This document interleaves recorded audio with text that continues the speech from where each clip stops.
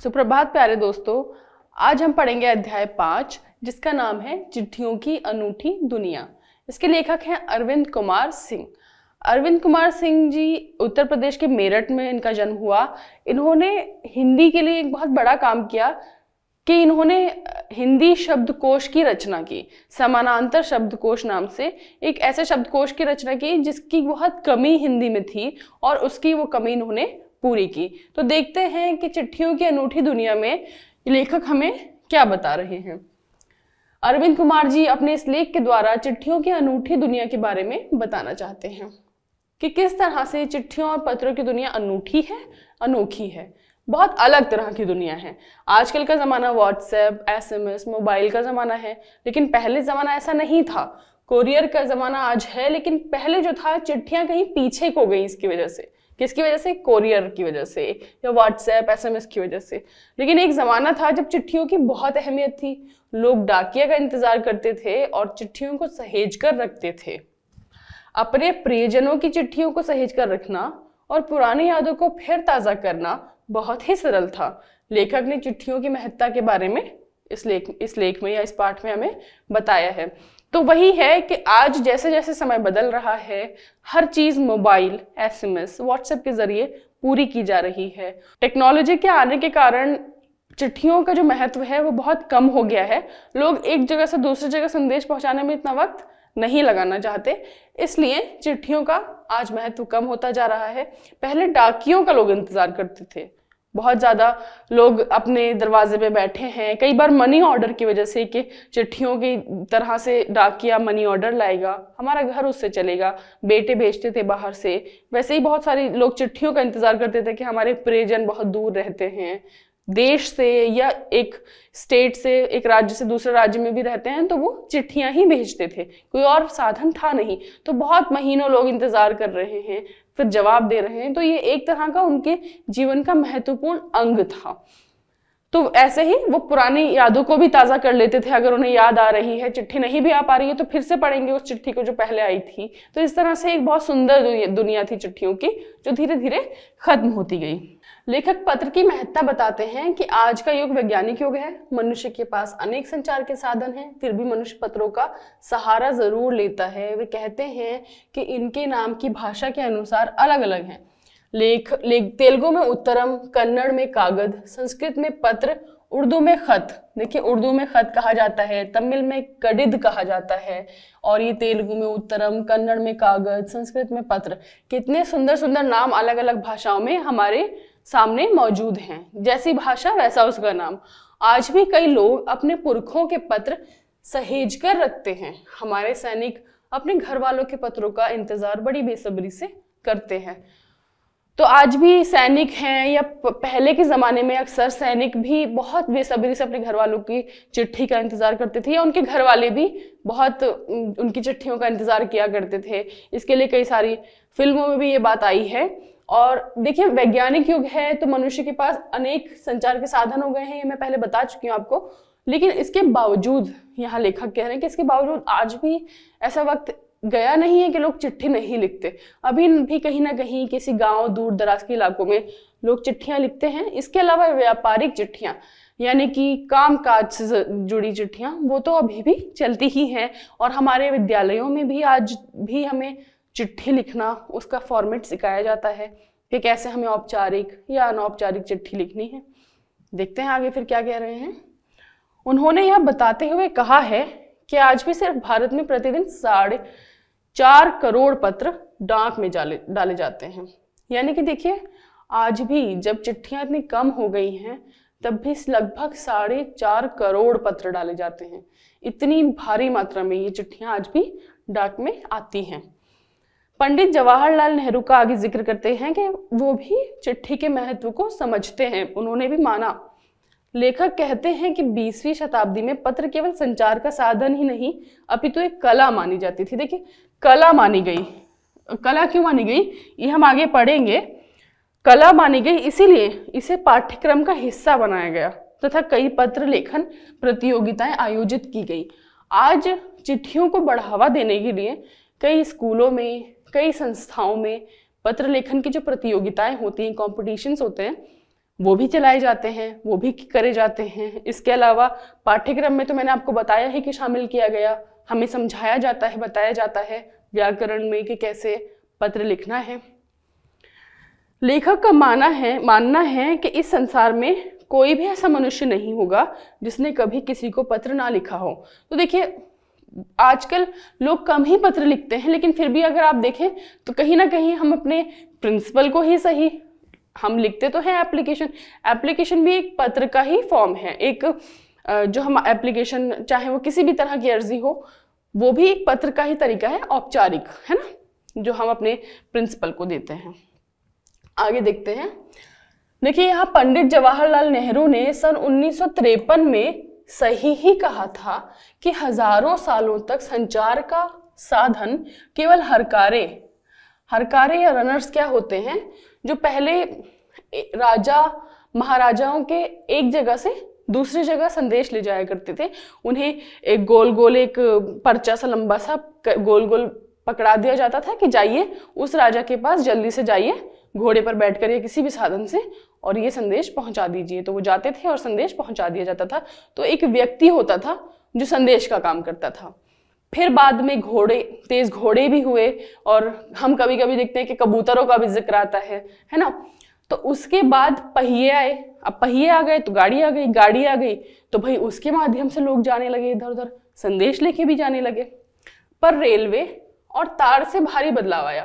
तार यानी कि चिट्ठी आदि की व्यवस्था ही रेलवे के बाद भी वो कह रहे हैं कि तार से बहुत ज्यादा पर रेलवे और तार से ज्यादा बदलाव आया, यानी कि रेलवे और तार जब आ गया तब बहुत ज्यादा बदलाव आया। अब पहले शुरू में जब पहिए आए तब सीधे तो रेल नहीं बनी थी, पहले घोड़ा गाड़ी या बैलगाड़ी, धीरे धीरे करके रेल तक बात पहुंची। जब रेल बनी तो और ज्यादा बदलाव आए, और तार जब आया यानी कि चिट्ठियों वगैरह की व्यवस्था जब आई तब बहुत बदलाव आया। अब टेलीफोन, देखिए टेलीफोन आ गया, वायरलेस यानी कि जिसमें वायर नहीं होता, और मोबाइल भी अब तो वायर वगैरह से बिल्कुल अलग है, हम कहीं भी जेब में ले जाए आराम से। रडार, दुनिया बदल रहा है।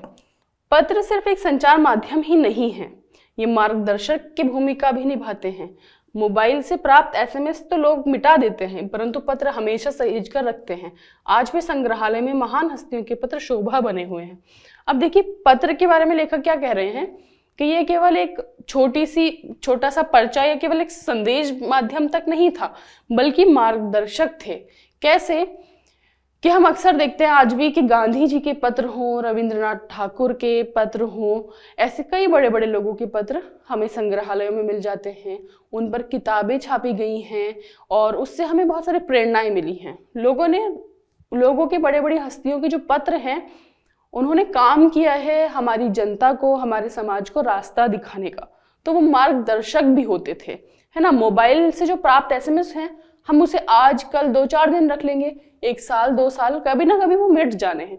लेकिन पत्र ऐसे थे कि लोग कई बार सहेज कर अपने कमरे की दीवारों पर फ्रेम करा के लगाते थे, लेमिनेशन करा के रखते थे कि कहीं खराब ना हो जाए। इतना प्रेम था, है ना। तो उसके साथ बहुत भावनाएं जुड़ी होती थी लोगों की। आगे देखते हैं। अगर आज जैसे संचार साधन होते तो पंडित नेहरू अपनी पुत्री इंदिरा गांधी को फोन करते, पर तब पिता के पत्र पुत्री के नाम नहीं लिखे जाते। देखिए, पिता के पत्र पुत्री के नाम, ये एक किताब ही छप गई है। ये किताब है जिसमें पंडित नेहरू ने अपनी बेटी इंदिरा के लिए पत्र लिखे। जब वो जेल में थे या कहीं बाहर होते थे तो वो अपनी बेटी को पत्रों के माध्यम से कुछ ना कुछ बताते रहते थे। बल्कि हमारी किताबों में आज उन पत्रों को हमने छपा हुआ भी देखा है। हमने कई कक्षाओं में वो पत्र पढ़े हैं। क्यों पढ़े हैं कि उसमें बहुत सारी प्रेरणादायक बातें होती थी। तो बिल्कुल वही कह रहे हैं कि अगर फोन होता तो फोन करके बता देते, पत्र तो नहीं लिखते, तो इतनी सुंदर बातें हमारे सामने कैसे आती। इसीलिए देश के करोड़ों लोगों को प्रेरणा देने वाले जो पत्र थे वो आज हमारे सामने नहीं आते। इसलिए पत्र का बहुत महत्व था। भारत में आज़ादी के पहले महासंग्राम के दिनों में जो कुछ अंग्रेज अफसरों ने अपने परिवारजनों को पत्र में लिखे, वे आगे चलकर बहुत महत्व की पुस्तक तक बन गए। तो ऐसे वक्त पे जब हमारा देश आज़ादी के लिए संघर्ष कर रहा था, उस वक्त के पत्र जो अफसर थे अंग्रेज, वो अपनी पत्नियों को या परिवार को लिखते थे, तो सोचिए वो कितने महत्व के पत्र होते थे। आज उन पर जो पुस्तकें बनी हैं उससे कई सारे ऐसे तथ्य हैं, जानकारियां हैं जो हमारे सामने खुलती हैं। इन पत्रों ने साबित किया कि यह संग्राम कितनी जमीनी मजबूती लिए हुआ था। यानी कि जब वो लिखते थे कि भाई, जब वो लिखते थे अपने परिवार को कि कैसे यहाँ पे संग्राम चल रहा है, लोग संघर्ष कर रहे हैं, हमारे विरोध में खड़े हो गए हैं, तो इससे पता चलता है कि लोग कितनी मेहनत कर रहे थे अपने देश को आज़ाद कराने के लिए। ये सब कैसे पता चला? ये उन पत्रों के माध्यम से पता चला। महात्मा गांधी के पास दुनिया भर से तमाम पत्र केवल महात्मा गांधी इंडिया लिखे आते थे। महात्मा गांधी इंडिया यानी कि लोग केवल महात्मा गांधी इंडिया लिख देते थे, इंडिया पहुंच जाए ये पत्र, फिर और वे जहां भी रहते थे वहां तक पहुंच जाते थे। यानी कि महात्मा गांधी इतने बड़े व्यक्ति थे, इतना बड़ा नाम था कि लोग उन्हें महात्मा गांधी इंडिया करके पत्र कहीं से भी भेज देते थे और वो कहीं भी होते थे इंडिया में उनके पास पहुंच जाते थे। तो इस तरह से कितने ज्यादा पत्र उनके पास आते थे। आजादी के आंदोलन की कई अन्य दिग्गज हस्तियों के साथ भी ऐसा ही था। गांधी जी के पास देश दुनिया से बड़ी संख्या में पत्र पहुंचते थे, पर पत्रों का जवाब देने के मामले में उनका कोई जोड़ नहीं था। रविंद्रनाथ टैगोर और महात्मा गांधी के पत्र व्यवहार को महात्मा और कवि के शीर्षक से प्रकाशित किया गया है। तो देखिए, ये कह रहे हैं कि कितनी बड़ी संख्या में उनके पास पत्र पहुंचते थे गांधी के, और उनके लिए बड़ी सारी बातें प्रसिद्ध हैं कि जब महात्मा गांधी जो थे वो हर पत्र का जवाब देते थे और खुद देते थे, अपने हाथ से लिखकर देते थे कि उन्हें ऐसा लगता था कि किसी ने इतनी दूर से मेरे लिए पत्र भेजा है, ये मेरी जिम्मेदारी, मेरा कर्तव्य है कि मैं उन्हें जरूर जवाब लिखूं। ऐसा होता था, एक वाकया बड़ा प्रसिद्ध है कि वो एक हाथ से लिखते लिखते थक जाते थे पत्र, तो दोनों हाथों से लिखने लगते थे। वो दूसरे हाथ से भी अपना लिखने में प्रयोग कर सकते थे। तो जब एक हाथ से थके तो दूसरा हाथ लिख लिया, लेकिन जरूर लिखते थे पत्र, जरूर किसी को जवाब दिए बिना नहीं जाता था। और ऐसे ही रविन्द्रनाथ और महात्मा गांधी के बीच जो पत्र व्यवहार हुआ, इन दोनों ने आपस में जो पत्र लिखे एक दूसरे को, वो महात्मा और कवि के शीर्षक से प्रकाशित किए गए। उसका क्या प्रकाशित किया गया, किस नाम से? महात्मा और कवि। महात्मा कौन थे? महात्मा थे हमारे गांधी और कवि थे हमारे रविन्द्रनाथ टैगोर। भारत में पत्र व्यवहार की परंपरा बहुत पुरानी है। सरकारी की अपेक्षा घरेलू पत्र मुख्य भूमिका निभाते हैं, क्योंकि ये आम लोगों को जोड़ने का काम करते हैं। चाहे गरीब हो या अमीर, सभी को अपने प्रियजनों से प्राप्त पत्र का इंतजार रहता है। तो देखिए, यहाँ ये कह रहे हैं कि बहुत पुरानी परंपरा है और सरकारी पत्र तो आजकल जरूरी है ही, लेकिन उससे भी ज्यादा घरेलू पत्र जरूरी होते थे, जो एक व्यक्ति को दूसरे व्यक्ति से जोड़ते थे, जो उनकी भावनाओं को जोड़ते थे। तो वो पत्र बहुत ज्यादा मुख्य भूमिका निभाते थे, है ना। और इसका इंतजार हमेशा ही लोग किसी न किसी व्यक्ति को रहता था, चाहे वो गरीब हो या अमीर हो, सबको अपने प्रियजनों के पत्र जरूर अच्छे लगते हैं, है ना। गरीब बस्ती में तो मनी ऑर्डर लेकर आने वाले डाकिये को लोग देवता समझते हैं। तो देखिए, गरीब लोग जो होते हैं उन्हें आर्थिक मदद की बहुत जरूरत रहती है। उनका बेटा या भाई या कोई भी बाहर रहता है, उन्हें पैसे भिजवाता है। पैसे कैसे आते हैं? मनी ऑर्डर के थ्रू आते हैं, मनी ऑर्डर के जरिए आते हैं। तो ये मनी ऑर्डर क्या है? उनके लिए बहुत बड़ी चीज है। तो जो इस पैसे को लाता है वो भी उनके लिए देवता जैसा होता है। वो लाता कौन है? डाकिया लाता है।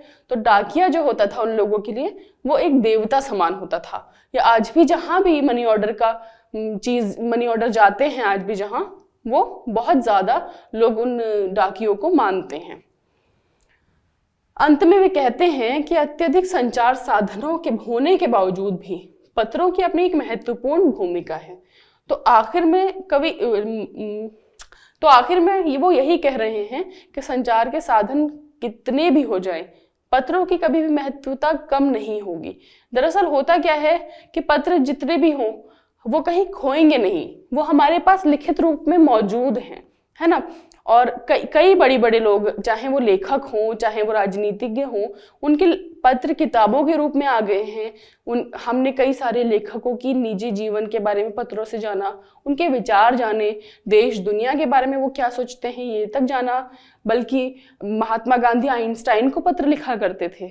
महात्मा गांधी जर्मनी के युद्ध के वक्त हिटलर को पत्र लिखा करते थे कि ऐसा मत करो, तो मतलब बहुत बहुत महत्व रहा है पत्रों का और आज भी है, यही कहते हैं लेखक।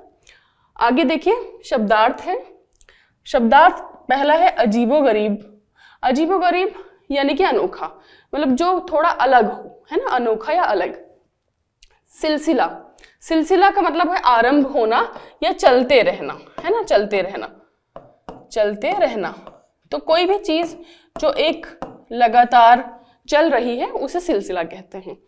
हरकारा, मैंने आपको बताया हरकारा वही दूत जो एक जगह से दूसरी जगह संदेश लेकर जाता था, एक व्यक्ति होता था, है ना, डाकिया, आज के वक्त में उसे डाकिया कहते हैं। तह, गहराई। तह मतलब किसी भी चीज की तह में जाना, यानी अब हम तह हटाते हैं ना तो अंदर अंदर अंदर अंदर, तो ऐसे गहराई से कहते हैं गहराई। मुस्तैद यानी कि तत्पर, हम कहते हैं ना कि काफी मुस्तैदी से खड़ा रहा वो पूरी रात, या फिर काफी मुस्तैदी से उसने अपना होमवर्क किया, यानी कि उसको बहुत डर था टीचर का, या ऐसी कोई भी चीज जो बहुत तत्पर होके करी जाए उसे मुस्तैद कहते हैं। गुडविल, सुनाम, अच्छी छवि। सुनाम यानी कि अच्छा ना, मतलब किसी भी चीज की बहुत अच्छी छवि होना, किसी भी काम की बहुत अच्छी छवि होना। जैसे महात्मा गांधी का नाम जो है देश भर में बहुत उनकी अच्छी छवि है, उसे ही कहते हैं गुडविल। तो आगे देखते हैं आलीशान। आलीशान यानी कि बहुत शान वाला, खूब शानदार, खूब बड़ी चीज, है ना। एसएमएस, एसएमएस तो हमें पता ही है, लघु संदेश सेवा। अहमियत यानी कि महत्व, आवश्यक। आवाजाही, आना जाना। आवाजाही का मतलब होता है आना जाना। प्रशस्ति पत्र, प्रशस्ति पत्र का क्या अर्थ होता है? प्रशंसा, प्रशंसा पत्र। प्रशंसा पत्र यानी कि हमने किसी के लिए लिखा कि हमें कोई बहुत पसंद आ गया तो हमने उसकी तारीफ में कुछ लिखा कोई पत्र, उसे हम क्या कहते हैं? प्रशस्ति पत्र। दस्तावेज, दस्तावेज हमारे सारे डॉक्यूमेंट्स होते हैं, प्रमाण पत्र, चाहे वो हमारे शिक्षा से जुड़े प्रमाण पत्र हो या घरेलू कागजात हो, किसी भी तरह के घर आदि से जुड़े, प्रॉपर्टी से जुड़े जो कागजात होते हैं उसे हम दस्तावेज कहते हैं। आखिरी है हैसियत। हैसियत यानी कि दर्जा, या जिसे हम अक्सर कहते हैं ना कि आपकी क्या हैसियत है, आप किसी भी काम में कितना पैसा लगा पाएंगे या आपका क्या स्तर है, ये इसे ही हम क्या कहते हैं? हैसियत कहते हैं। तो देखें आज का ये अध्याय यहीं आज समाप्त होता है। इसमें क्या कहते हैं अरविंद जी कि कैसे चिट्ठियों की दुनिया में एक बड़ा हस्तक्षेप किया है एसएमएस ने, संदेश बहुत जल्दी चला जाता है लेकिन फिर भी चिट्ठियों का महत्व कम नहीं हो पाया, कैसे बड़े बड़े लोगों की चिट्ठियां आज भी हमारे लिए उतनी ही जरूरी हैं जितने पहले हुआ करती थी, कैसे वो चिट्ठियों ने हमें, हमारे समाज को, हमारी दुनिया को प्रेरणा देने का काम किया, बल्कि ना केवल छोटे मोटे देश में बल्कि पूरी पूरी दुनिया में उसने बड़े बड़े संदेश पहुंचाए। तो यही सब आज हमने इस पाठ में पढ़ा। इसी के साथ ये पाठ यहाँ समाप्त होता है। मिलते हैं अगले अध्याय में, तब तक के लिए धन्यवाद।